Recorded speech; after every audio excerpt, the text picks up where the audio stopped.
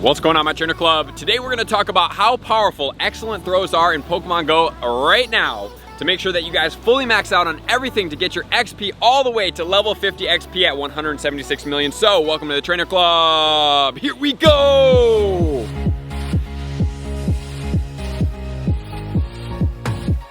Welcome back, everybody. Let me know in the comments below, how are you guys doing on your XP in Pokemon Go? Are you guys having fun?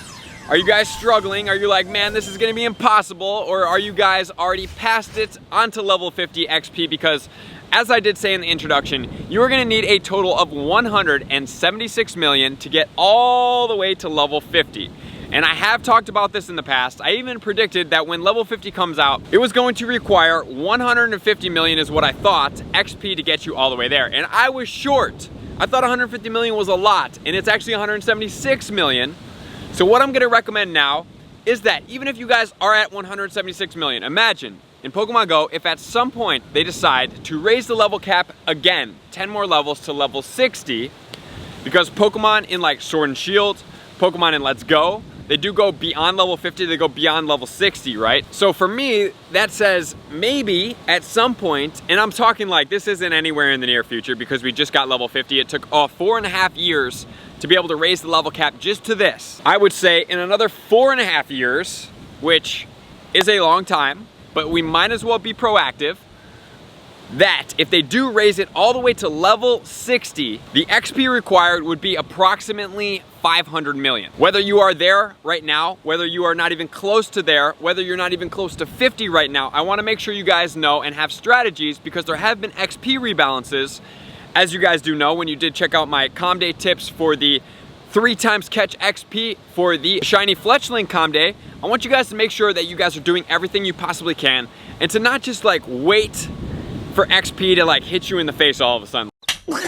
Those days in particular are amazing. Reason being is you can condense gameplay, you can play a lot in a short period of time, and you can exponentiate the amount of XP you can get. But I don't want you guys to undervalue the amount of XP that you could get on a daily basis just by doing simple things such as going out and catching. So the main XP that you guys, I hope, do know from being tuned into my channel and me talking about it is that excellent throws now reward you 1,000 XP per catch. Straight up 1,000 catch bonus XP, which was part of the rebalance. So that's a lot of XP, guys. If you think about it, if you do a raid, that's gonna be on a lucky egg, you're gonna get 20,000 XP, but right now they're boosting it all the way to 12,500 XP, so it's about 25,000 XP. So if you are doing excellent throws per raid, that would be 25 excellent throws to get you maybe a little bit less, the same amount of XP, but that's if you're not using a lucky egg. If you are using a lucky egg, that's 12 and a half, let's just call it 12 excellent throws in the amount of time that it would take you to do a raid. The XP goes, let's check it out right now. 100 XP for the catch, 1,000 XP for the bonus, 20 XP for the first catch, meaning 20 XP for the curveball, and 50 XP if it's gonna be on the first throw. So for a grand total, you're gonna get 1,170 XP points per catch if you do everything as we just talked about. If you miss it, it's gonna be a little bit less. Minus that from 100, you're gonna get 1070. But 1070 is still pretty good, but 1170 is gonna be optimal. So if you guys do wanna check out an excellent throw right here, you can check it out on the Lit Leo as we go forward. Another strategy that you can use if you're having trouble with Pokemon jumping around, either number one, you could use what we do for the raid bosses, where you set the circle, you wait for it to attack, then you pick the ball up and you throw at it. If you guys do want to check out anything to do with the excellent throw tutorials on the raid bosses, you can check out the playlist up here, where I do cover a lot of it. However, this is slightly different, and what you could do is use Nanab Berries. The reason why you would use a Nanab Berry is because it's going to freeze the Pokemon, mostly so that you can get better excellent throws. All right, so with that said, I would say to start practicing your excellent throws. If you don't know how to curveball, you're definitely gonna wanna check out the playlist up here, because curveballs increase your catch chances of that Pokemon, decreases the amount of times that the Pokemon's gonna break out, increases the amount of legendaries you're gonna catch. It really increases and speeds up your gameplay, and it doesn't slow you down. So that is something that you're definitely gonna wanna do. Alrighty, let's go over a little bit excellent throw tutorials for you guys. So obviously we're going to be throwing out a bunch of different Pokemon, so it's going to be a little challenging for me to get each and every one, but I just want you guys to kind of get the premise. So the first thing that we're going to need to do is learn how to throw a curveball. So you can either go in counterclockwise or clockwise direction, depending on which you want, and then that's going to kind of be what the throw is going to look like. If you don't know how to do great curveball throws or curveball throws, excellent throws and curveballs, I'd suggest just starting right now. And obviously you guys can use what we do in the excellent throw tutorials like the legendaries and hold it down and set the circle and all that. But when you're going fast, like that's not really practical. So we're going to start by spinning the ball. This is just what I would do as a practice exercise if you guys have never done any type of curveball throws.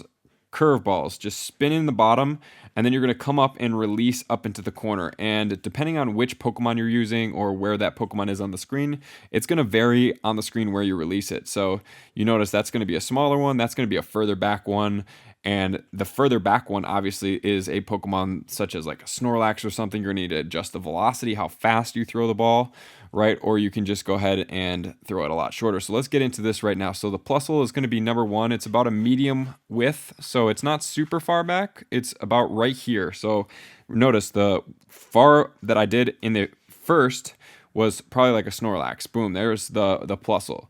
Now let's go ahead and check out an Electrode. The Electrode is going to be medium far, right? So that's about a medium far Pokemon. It looks a lot closer because it's so big. I absolutely love throwing at the starters and the Pikachus. I just think that once you really get them down, they're pretty easy to throw after. I would suggest that you guys watch this a couple times just to make sure you guys got this down. Boom, that one's a medium one as well. We'll go ahead and show you this particular one as well. There's going to be the release point of this specific Pokemon. So this one's a little bit further back. The Chinchou is a hard Pokemon to hit as far as the excellent throws go. But when you do it properly, you can hit it, I guess, relatively easy, as relatively easy as possible. The little Tailo right there, there's excellent throw. A little bit shallower, right? It's a pretty close Pokemon. And then as far as the Raichu is about medium. See where we're throwing right there? And then we'll go ahead and release at the exact same point that I told you guys. The key here is to practice as much as possible. You can watch me do this as much as possible, but the keys is just getting it done, right? You guys really want to get after this as much as you possibly can, because getting familiar with how far these Pokemon is just something that's going to take experience. And obviously speaking, seeing all these excellent throws, I play a lot, right? I've played a lot. I've caught over 250,000 Pokemon, and the Joltik is going to be the ultimate challenge, which, boom, we did hit that excellent throw and we got the bounce back for it. So let's break down some math so I can show you how impactful this is actually.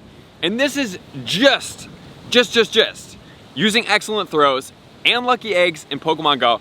Obviously, on top of that, another amazing thing is best friend bonuses. If you can couple best friend bonuses with excellent throws right now on lucky eggs, guys, the amount of XP you're gonna be getting in a month, I would say on average, if you do this consistently and you really focus on it, I would say that you could be averaging about 10 million XP per month. And I know for some of you guys that may seem a little outlandish, and that doesn't count if we have a calm day. All right, so let's break down some math. So 1170 per excellent throw. Let's say you're gonna use a lucky egg for 30 minutes. So on a lucky egg, you're gonna get 2340 per throw on an excellent throw. And let's say that you can get 50 excellent throws per half hour.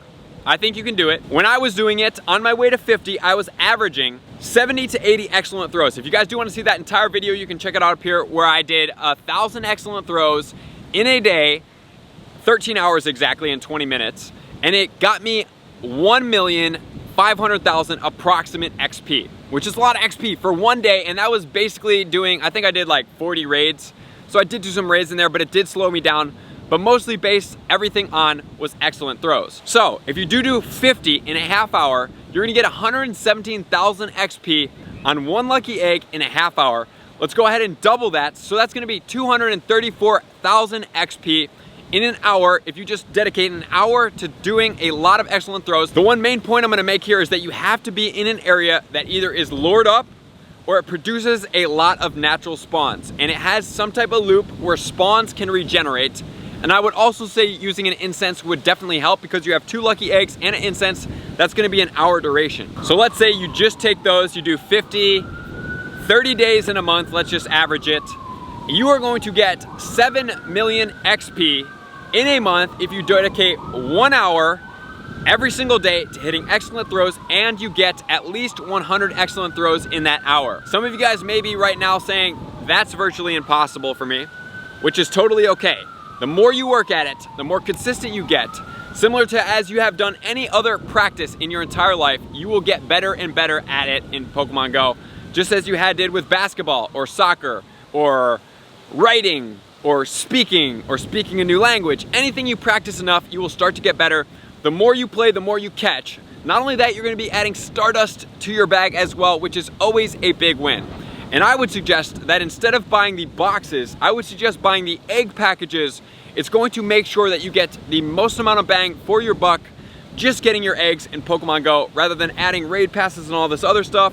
I mean, granted, if you want to spend a lot more money in coins on that to get less eggs, but other things as well, you can do so, but buying eggs incrementally is gonna be the best way to get it. All right, so let's say you're getting better now. We're gonna turn it up a notch. So you're gonna get 70 excellent throws in every half hour. So that's gonna be 140 excellent throws in an hour. It is totally doable. You're going to get 81,900 XP per half hour. That's a lot of XP, guys. Imagine if you just popped a best friend during that too. That's gonna be 527,000 XP. And then if you do that 30 days in a row, you are gonna get 9,828,000 XP. And that's, let me just reiterate this again, only from that 1 hour increment of XP. That doesn't count all the extra raids that you do, that doesn't count all the best friend bonuses that you hit, that doesn't count raid hour, that doesn't count hitting regular excellent throws throughout the day or putting your gacha on and stacking up XP in the background just by letting your gacha catch Pokemon. That is simply just getting very intentional about excellent throws,